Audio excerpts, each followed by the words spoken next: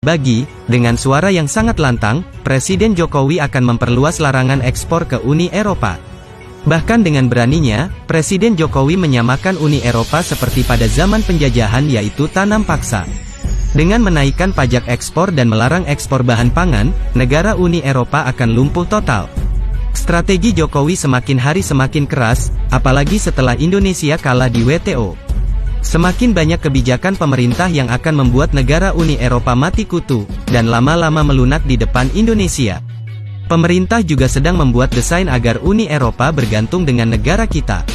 Dan inilah kebijakan Jokowi yang baru dan akan membuat Uni Eropa melemah. Sahabat bagi-bagi, kekalahan Indonesia di WTO, ternyata kini membuat Jokowi semakin beringas. Bukannya kena mental, Indonesia malah akan memperluas pelarangan ekspor bahkan sampai ke bahan pangan. Dan tak tanggung-tanggung, Indonesia kini berencana akan membuat nasib negara-negara lain bergantung kepada negara kita Indonesia. Ibarat kata, semakin dikepret semakin kuat.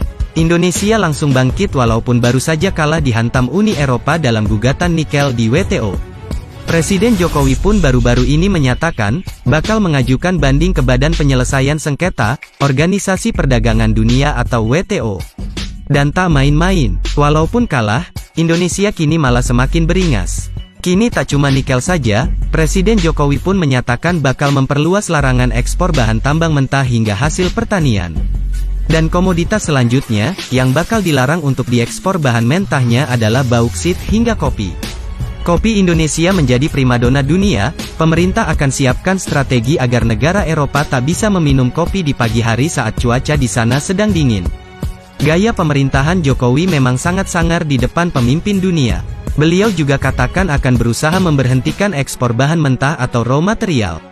Sudah beratus-ratus tahun kita mengekspor itu, sekarang kita harus stop dan cari investor agar masuk ke Indonesia, sehingga nilai tambahnya bertambah, ujar beliau. Sahabat bagi-bagi, dengan cara ini, Jokowi berencana akan membuat nasib negara-negara lain bergantung pada Indonesia. Presiden juga menekankan pentingnya membuat negara lain bergantung pada Indonesia.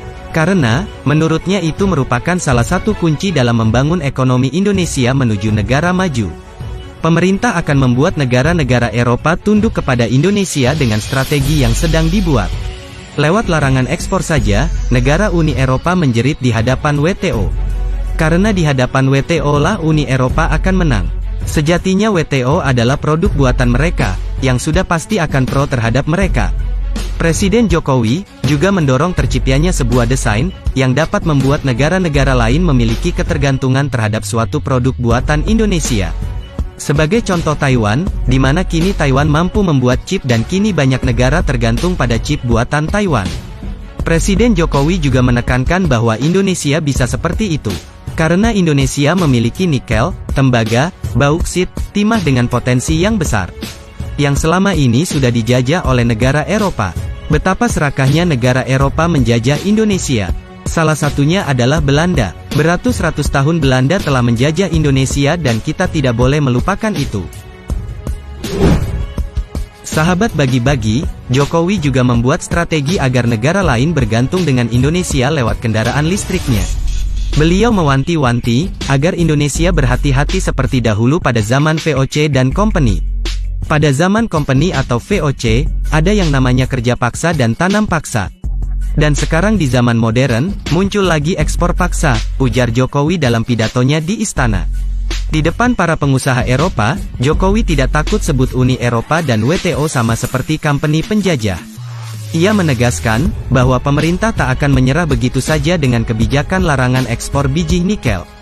Meski digugat Uni Eropa ke Organisasi Perdagangan Dunia, World Trade Organization WTO.